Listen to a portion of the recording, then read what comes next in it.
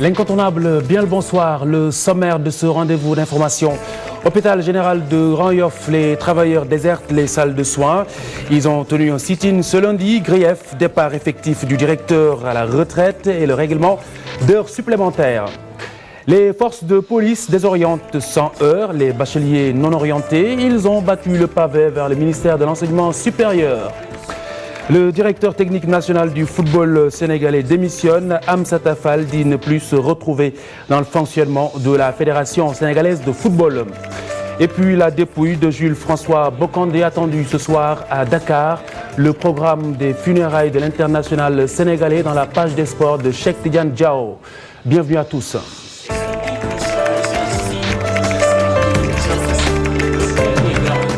Mesdames, Messieurs, bonsoir. Cheikh Tidiane Diao, bonsoir. Bonsoir, Khalifa. Le point sur l'actu, c'est d'abord cette polémique autour de licenciement à l'hôpital de Fann. Le collectif des licenciés qui soutient que ce sont des cuisiniers confirmés ainsi que d'autres agents de l'administration qui ont été remerciés. Donc ces travailleurs étaient en sit-in ce matin. Je vous propose d'écouter Ousmane Sissé, il est le porte-parole du collectif. Il est interrogé par Ibrahima Khan et Madani Mariga. Des cuisiniers professionnels, nous avons des serveurs, nous avons des agents d'accueil, nous avons des agents de facturation et autres. Donc si la dame dit que, si la dite dit qu'elle a renvoyé des gardiens, des balayeurs, non, c'est pas ça. Elle a privatisé la cuisine. Délocaliser la cuisine, c'est-à-dire elle a pris d'autres gens qui travaillent à notre place. Le repas, la qualité des repas n'est pas meilleure. Vous avez, c'est une pourriture que nous voyons ici. Les cuisiniers professionnels qui étaient là-bas ont été affectés comme serveurs, ce qui n'est pas du tout normal. Nous comptons pousser l'affaire jusqu'au bout, afin que les autorités nous entendent, que d'une manière abusive, elle a licencié 45 personnes. Et puis la directrice de l'hôpital persiste et signe. Cette catégorie de personnes ne figure pas dans les effectifs réguliers de l'hôpital. 5 millions de francs CFA, c'est le plafond d'un salaire d'un haut fonctionnaire de l'État au Sénégal. Une mesure prise par le chef de l'État Macky Sall, selon le quotidien dans sa parution du jour. Plus de détails avec Fatima Ba. Un pas de plus franchi dans la lutte pour la réduction du train de vie de l'État. Selon le journal Le Quotidien, Macky Sall juge scandaleux que des directeurs généraux perçoivent 8 à 15 millions de francs CFA par mois de leur entreprise, alors qu'on est dans un pays où le salaire minimum interprofessionnel garanti n'atteint pas 75 000 francs CFA. Ainsi, le président Macky Sall a décidé d'élaguer les salaires des directeurs généraux de certaines sociétés publiques et de certaines agences. À titre d'exemple, le DG de l'ARTP, Agence de régulation des télécommunications et des postes, perçoit 14 millions de francs CFA et avantages non compris. Le port avec un DG qui perçoit 11 millions de francs CFA alors que son ministre de tutelle a un salaire net de 3 millions de francs CFA. Toujours selon le journal Le Quotidien, un rapport d'audit de la Cour des comptes révélait que le DG de COSEC émargeait à 8 millions de francs CFA sans compter plusieurs avantages divers. À côté de ces cas bien connus, d'autres sociétés publiques ou semi-publiques créées sous le régime de Wade comme l'APIX ou la directrice générale à son arrivée émargée à 7 millions de francs CFA, là où des ouvriers touchaient 35 000 francs CFA. Cette décision du chef de l'État de plafonner les salaires des directeurs généraux va à coup sûr faire couler beaucoup d'encre et de salive. Et reste à savoir comment les concernés. Fatima Ba, merci. L'environnement, un levier incontournable dans le processus de développement de l'Afrique. C'est la conviction du conseil technique du ministère de l'Environnement. C'était à l'occasion du dialogue régional africain sur l'économie verte. Baba Dramé est interrogé par Dissa Prera et Ababakar Kamara. Un pays comme le Sénégal a tout intérêt à promouvoir l'économie verte, mais dans le contexte du développement durable et l'éradication de la pauvreté. Vous comprendrez aujourd'hui que le Sénégal n'est pas le pays le plus pauvre du monde, mais quoi qu'on puisse dire, on est en train de nous développer, mais il y a toujours des populations qui vivent dans le besoin. En plus de cela, nous avons un système économique qui génère des impacts négatifs sur l'environnement, en termes de pollution, mais en termes de dégradation des ressources naturelles. Raison pour laquelle l'économie verte, qui est un instrument de promotion du développement durable, vient comme étant un nouveau paradigme devant permettre justement de venir à bout de tous ces développements et donc de promouvoir un développement socialement équitable, économiquement efficace, mais écologiquement responsable. Khalifa Diarté, c'était tout pour la page actu pour ce soir. Merci Cheikh Tidiane Diaw tout à l'heure pour la page des sports et puis ce carambolage sur l'autoroute à hauteur du pont de Hann. Les freins défectueux d'un bus de type Ndiaga Ndiaye sont à l'origine de cet accident. 4 véhicules ont subi des dommages importants. C'est un reportage de Ibou Diouf et Yaya Diallo. C'est rare de voir une scène de cette nature sur l'autoroute à quelques mètres du pont de Hann. Un carambolage qui implique 5 véhicules. À l'origine, un car Ndiaga Ndiaye aux freins défectueux. Un car dit Ndiaga Ndiaye sans frein, donc qui était en pleine allure, qui est venu nous heurter par derrière. Ensuite, par effet d'entraînement, on a heurté celui qui est devant, donc ça a atteint 4 voitures. Plus le car, ça fait 5 voitures en collision, en carambolage. Voilà ce qui s'est passé. Bon, c'est ce conducteur de véhicule Ndiaga Ndiaye qui roulait à excès de vitesse. Et il s'est appuyé sur ses freins et il n'avait rien. C'est tout. 4 véhicules endommagés sur cette autoroute. Cet axe est emprunté par des milliers d'automobilistes quotidiennement. Parmi eux, des chauffeurs qui se soucient peu des dispositions du code de la route. C'est que les conducteurs, ils doivent être vigilants. Ils doivent être vigilants, c'est ça. C'est la vie. Ils doivent être vigilants. C'est toujours les mêmes causes, c'est toujours des cars, c'est toujours des chauffeurs indisciplinés ou bien non qualifiés qui causent des dégâts humains et matériels énormes. Alhamdoulilah, cette fois-ci, il n'y a pas de dégâts humains, car il n'y a pas de blessés, il n'y a pas de perte en vie humaine. À l'image de ces victimes, les Sénégalais demandent plus de responsabilité et de contrôle dans le trafic. C'est regrettable et puis nous incitons davantage les autorités à prendre les mesures qu'il faut pour arrêter de telles choses. C'est indigne d'un pays civilisé, ça. Entre absence de sanctions appropriées et véhicules non adaptés à la circulation, les risques sont là. Il urge alors d'appeler à la vigilance des usagers de la route dans l'optique de limiter les dégâts et autres accidents.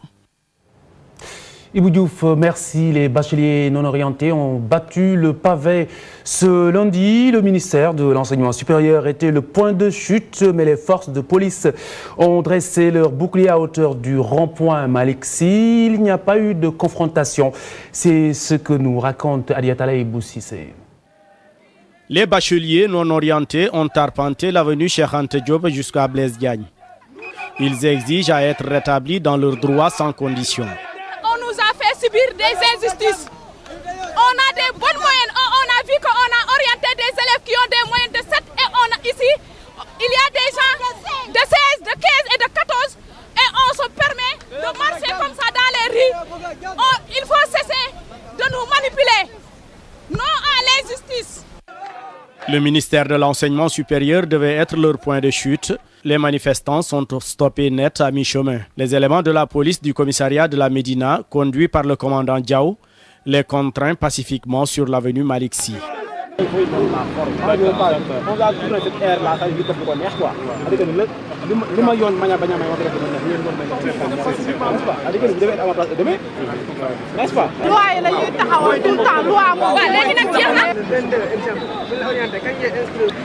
La détermination et la hargne des manifestants se sont estompées. Les bacheliers non orientés ont improvisé une assemblée générale avant de rebrousser chemin, après avoir entravé la circulation le temps de leur marche. Adiatala, merci. Hôpital général de Grand Yoff, le corps médical a déserté les salles de soins ce lundi. Les griefs étalés lors d'un sit-in, le départ effectif du directeur à la retraite, mais surtout le règlement d'heures supplémentaires. Marie-Christine Mendy, Ababakar Kamara. Pour ces médecins, il n'est plus question de travailler des heures supplémentaires sans une rémunération. Entre revendications, à l'origine de cette grogne, le directeur de l'hôpital. Les agents estiment qu'il doit aller à la retraite. Autant de facteurs qui expliquent ce mouvement de protestation devant le ministère de la Santé. Nous sommes des travailleurs. Nous sommes régis par la loi 61-33. Nous sommes des fonctionnaires de l'État. Et que la législation dit que le nombre d'heures de travail par semaine est de 40 heures. Mais vous savez, nous sommes dans un hôpital, nous ne sommes pas dans une entreprise ou autre. Donc au-delà de 17 heures, des gens peuvent tomber malades. Donc il y a ce qu'on appelle la continuité du service. Donc on est obligé de prendre certains agents et de les retenir pour qu'ils passent la nuit, ne serait-ce que pour assurer la continuité du service. Mais cela moyennant le paiement de quelque chose. L'autre élément qui nous a fait sortir, peut-être c'est la situation d'un directeur qui est à la retraite. Soit on dit on ne nous a pas payé, on arrête. C'est-à-dire on va effectuer uniquement nos 40 heures de travail. À partir de 17 heures, tout le monde rentre et les gens ne viendront pas travailler le samedi et le dimanche. Ça sera la catastrophe. Ce sitting aura finalement eu l'effet escompté. Les agents grévistes ont été par la suite reçus par le directeur de cabinet du ministre de tutelle. On a rencontré une délégation du ministère conduite par le directeur de cabinet. Donc il nous a demandé de nous enquérir de la situation, ce que nous avons eu à faire par rapport au plaidoyer qu'on a fait depuis hier. Eux-mêmes, ils reconnaissent la légitimité de nos revendications. Et ils disent que réellement, ils ont pris toutes les dispositions. L'autre problème, c'est par rapport à l'absence de SAF. Ils ont dit qu'ils ne peuvent pas tout de suite nommer un SAF parce que le SAF, c'est le collaborateur direct du directeur, ce que nous comprenons. Et que quand le nouveau directeur va venir, il va lui faire une proposition pour qu'on nomme un nouveau chef de service administratif et financier. En tout cas, tout ce qu'on avait comme problème et revendications a trouvé en tout cas des échos favorables par rapport au règlement du problème. La rencontre a tenu ses promesses car au sortir de celle-ci, les grévistes ont levé leur mot d'ordre. Une nouvelle bien accueillie par les patients de Ogui qui risquaient d'être privés de soins durant les week-ends. Marie-Christine Mendy, merci. Les sports en deuil au Sénégal dans un instant.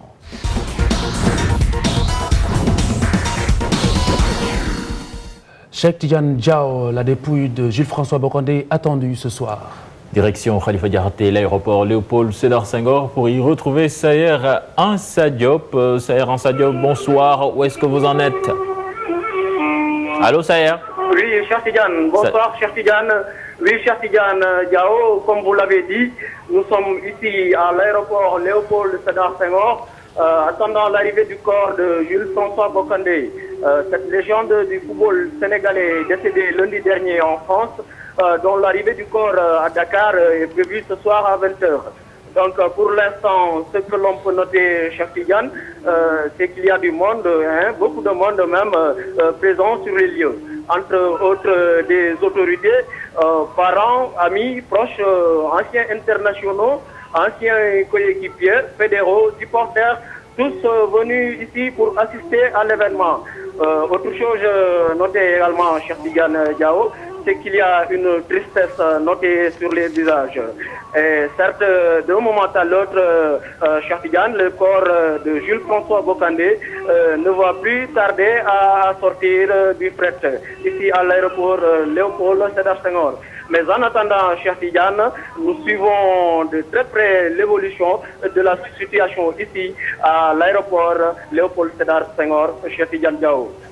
Merci à vous, Saher Ansa Diop et puis Khalifa Diakhaté. À noter que l'Église va prier demain à 12h à la cathédrale. Le cardinal Théodore Adrien Sarr va présider donc cette prière pour le repos de l'âme de Jules-François Bocandé. L'après-midi à 16h, c'est le Sénégal qui va rendre hommage à sa légende. Ce sera au stade d'Amba Diop. Une cérémonie qui devrait être présidée par le président de la République, Macky Sall. Nous parlons de toute autre chose avec Amsatou Fall qui démissionne de la tête de la direction technique nationale du Sénégal. Il a annoncé ce matin lors d'un point de presse ses relations tendues avec la FSF l'ont poussé à prendre cette décision. Je propose de l'écouter. Il est interrogé par Cheikh Sadibou Diarra et Hamza Diallo. La collaboration est arrivée à terme entre la Fédération sénégalaise de football et Amsatou Fall. Tout au moins au niveau de la station que j'ai occupée. La dynamique de confiance et d'échange, de respect, cette dynamique qui est le socle de toute collaboration a été rompue ces derniers mois. Je ne peux pas mettre en péril ma dignité. Je ne mettrai jamais en péril ma dignité. Je viens du bureau du président de la fédération tout de suite. Je lui ai demandé de bien vouloir mettre fin à mes fonctions de directeur technique national de la Fédération sénégalaise de football et d'en informer l'autorité de tutelle. Voilà, donc c'était Amsatou Fall et puis le président de la fédération a pris acte de cette démission Un nouveau directeur technique national donc sera nommé dans les plus brefs délais. Et puis taekwondo avec les acteurs de la discipline qui réclament plus de considération de la part des autorités. C'était ce samedi lors du mémorial de feu Abdoulatif Gueye de Djamra. Maître Abdoulatif Mbaye est interrogé par Cheikh Sadi Ouidjara et Madani Marega. Cette année, on avait un thème lutter contre la drogue et l'insertion des jeunes. Mais deuxièmement aussi, on a innové, par exemple, de créer pour les enfants de ceinture blanche, ceinture jaune, de faire les compétitions. Nous, on va essayer avec les grands maîtres qui sont là dans les quartiers populaires comme dans le quartier pour demander notre droit. Notre droit, c'est quoi? On voit les mairies qui sont là, qui subventionnent, par exemple, qui subventionnent les États, les équipes de foot, mais nous travaillons sur l'être humain. C'est nous qui canalisons les enfants qui sont dangereux dans les quartiers. Nous allons sortir. Depuis l'année passée, on prépare ça. Nous allons organiser tous les parents d'élèves, les élèves, tout le monde va sortir et on va faire une marche pacifique et demander notre droit. Et puis, avant de terminer, Eden Hazard, élu meilleur joueur du championnat de France, donc le Belge qui fait le doublé, puisque l'année dernière également, il était élu meilleur joueur. Donc, il gagne le trophée UNFP pour la deuxième année consécutive, malgré le fait que son équipe ne soit pas championne de France. Lille, donc, qui a perdu son titre, puisque au final, ce sera Montpellier et Paris Saint-Germain qui vont se disputer le titre de champion de France. Khalifa Diarté, c'était tout pour la page des sports. Merci, Cheikh Tidiane Diao. Une proposition de loi organique contre la transhumance politique. Auteur Djiboka, quelle lecture en font les députés? Alors, Chérif Dia et Atanarba, élément de réponse. Djiboka monte au créneau pour condamner à sa manière la transhumance politique. L'adoption d'une loi organique est selon lui la seule solution pour combattre le phénomène. À l'Assemblée nationale, chaque député a son point de vue sur la question. J'apprécie cette idée car ce sont les animaux qui transhument, pas les hommes. Et c'est un phénomène indigne. Même si nous sommes en politique, l'éthique, comme je l'ai dit, et la morale doivent prévaloir pour permettre quand même à tous Sénégalais de pouvoir faire la politique décemment. Ça ne vient pas directement d'une loi. C'est de la responsabilité pleine et entière d'abord de la personnalité politique. Donc d'abord. Moussassi et Mousli Diakhaté sont unanimes. La transhumance politique est une tare pour la démocratie sénégalaise. Je dois juste rappeler que Djiboka a pratiqué la transhumance pour avoir collaboré avec deux régimes différents. Donc, il connaît les conséquences. Non, ça c'est un problème d'éthique, de morale. Ça doit peut-être figurer dans l'engagement des candidats. Donc des candidats, que ce soit pour le Parlement, que ce soit pour la présidence de la République. Le vote d'une loi pour combattre la transhumance requiert un certain nombre de conditions selon les deux représentants du peuple. S'il y a une loi qui sera mise sur la table de la prochaine Assemblée nationale, les députés vont l'examiner. Si elle est dans l'intérêt général, mais les Sénégalais, les députés vont le voter. Je pense que c'est ça qui est important. Avant de voter une loi, il faudra d'abord que j'ai connaissance de l'exposé des motifs pour qu'on ait plus de précision sur ces cibles. La Constitution dispose que tout député qui quitte son parti pour un autre perd son mandat à l'Assemblée nationale. Cependant, la Charte fondamentale n'a pas encore pris en compte les anciens ministres ou directeurs de sociétés dont beaucoup sont des adeptes de la transhumance. Un phénomène considéré comme une honte.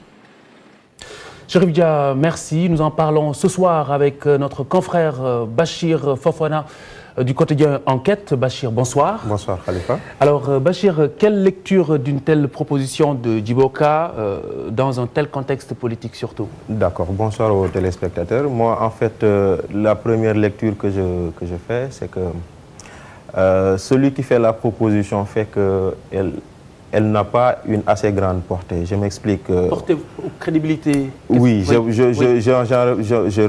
pense plutôt à la question de crédibilité, parce que Si vous prenez les 12 dernières années, la première grande transhumance ici, c'est Djiboka qui l'avait fait lui-même. Parce qu'entre les deux tours en 2000, alors que tout le monde s'attendait à ce qu'il aille soutenir Abdoulaye Wade, contre toute attente, il est allé soutenir Abdou Diouf. Donc c'est en soi, il avait fait de la transhumance. Maintenant, après cela, il a fait une traversée du désert de presque 3 ou 4 ans. Après, il est entré à nouveau, il a quitté l'opposition, il était dans le CPC, le cadre de concertation des partis de l'opposition pour aller rejoindre la majorité PDS. Donc, bon, voilà, le fait d'avoir été lui-même un transhumant fait qu'il n'y a pas une grande portée, il n'y a pas un grand écho que devrait avoir son initiative, qui est quand même salutaire, en ce sens que il faut arriver à moraliser la vie politique sénégalaise. Parce que aujourd'hui, on voit quelqu'un prendre une position, demain, on le voit prendre une position contraire à celle qu'il avait prise, de par les intérêts qu'il a par rapport au pouvoir en place. Donc, c'est quelque chose qui est quand même réprimable, et c'est pas bien. Bon, justement, Fofana, ce qui est constant, c'est que très souvent, cela se fait vers le parti au pouvoir, ce qui fait dire souvent que les gens le font, ils font la transhumance politique pour fuir des audits. Non, ils font la transhumance pour fuir des audits comme ils font la transhumance pour chercher des sinécures et des positions de pouvoir. Ce n'est pas seulement la fuite des audits. C'est vrai que ceux qu'on a vus entre 2000 et maintenant transhumer le plus, c'est ceux-là sur qui pesaient justement ces soupçons d'audit ou des soupçons de malversation. Ce qui fait que, en allant justement transhumer aussi, le pouvoir qui était là a fait en sorte que ces gens n'ont jamais été inquiétés. Contrairement à ceux-là qui n'ont pas voulu transhumer, qui se sont tous retrouvés en prison. Donc quelque part, c'est le pouvoir qui était là qui a fait qu'on a plus pensé que plus quelqu'un transhume, moins il est inquiété du point de vue des audits, mais il y a d'autres aussi qui ont transhumé pour des sinécures, parce que des gens étaient dans l'opposition, et tout le monde sait que dans l'opposition, les partis au pouvoir n'ont pas beaucoup de moyens, et ils sont allés vers les partis au pouvoir, et ils sont devenus soit députés, soit sénateurs, soit ministres, soit directeurs de société. Donc autant certains cherchent à fuir des audits, autant d'autres ont transhumé parce qu'ils cherchent des positions de sinécure. Alors qu'est-ce qui se passe? On se trompe de combat ou bien on se voile la face, puisque de toute façon nous sommes en démocratie, et en démocratie tout le monde est libre de quitter son parti pour en rejoindre un autre. Donc où est le problème? Le problème, il est justement dans cette nouvelle dynamique que les Sénégalais aimeraient voir auprès de ceux qui sont aujourd'hui dans le champ politique. C'est-à-dire que les Sénégalais ont été habitués à la transhumance, ce n'est pas nouveau. Depuis Senghor, il y a eu de la transhumance. Parce qu'Abdoulaye Wade, souvenez-vous, en 1978, il est entré à l'Assemblée nationale avec 18 députés. En 1983, il en est ressorti, je pense, avec 8 députés. Entre-temps, les 10 l'ont quitté pour aller transhumer de l'autre côté. Et ainsi de suite, ça a toujours existé. Des gens ont quitté le parti au pouvoir pour aller se retrouver dans l'opposition et revenir après dans le parti au pouvoir. Donc le vrai problème, c'est pas combattre la transhumance en elle-même. Pour moi, faire en sorte qu'il y ait de la morale et de l'éthique dans la vie politique, c'est quelque chose de louable. C'est quelque chose sur laquelle tout le monde doit s'engager. En ce sens que c'est pourquoi moi je pense que au fond c'est une initiative, mais ce n'est pas une loi qui réglera le problème. Parce que c'est une question d'homme, c'est une question de personne. C'est avant tout personnel. C'est avant tout un truc personnel. Parce que c'est vrai que nous sommes libres d'aller où nous voulons, mais le fait que nous soyons des militants que nous engageons non pas par conviction dans des formations politiques, mais le plus par intérêt, ce qui fait que la transhumance, pour moi, il sera. Donc du coup, c'est l'homme au pouvoir qui est directement interpellé. C'est l'homme qui est au pouvoir qui est directement interpellé, en ce sens que c'est lui qui doit savoir que ce n'est pas forcément comme l'avait dit Wade, parce que Wade avait accepté la transhumance sous prétexte qu'il voulait massifier son parti. Donc, est-ce qu'aujourd'hui Macky Sall... Il veut bénéficier de toutes les compétences des Sénégalais. Voilà. Est-ce qu'aujourd'hui Macky Sall va accepter le principe de la transhumance parce que lui aussi, il veut massifier son parti politique, ou est-ce qu'il veut bénéficier de toutes les compétences? C'est une question. Mais moi, je pense que les Sénégalais ont montré qu'ils ne sont pas pour la transhumance. Et que si Macky Sall se met à tolérer, à accepter la transhumance, il se mettrait à dos les Sénégalais.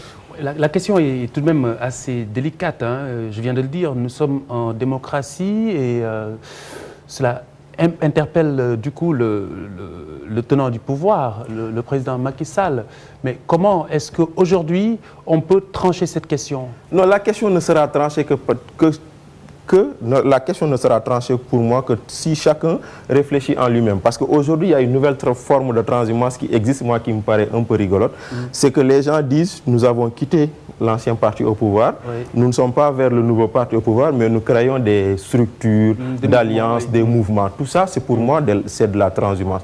Donc, chacun cherche aujourd'hui à trouver une planque, à trouver un refuge ou à trouver une immunité, peut-être. Mais c'est une question individuelle. Peut-être qu'on mettra des lois, mais ces lois, je ne pense pas que ça règle le problème. Parce que je prends l'exemple seulement du code de la route. Sur une avenue, quand quelqu'un décide de violer le code de la route, le policier ne peut rien contre lui parce qu'il aura décidé de le faire. Mais s'il décide de ne pas violer le code de la route, mais voilà quoi. Oui, alors Fofana, iriez-vous jusqu'à, par exemple, situer la solution dans le camp présidentiel?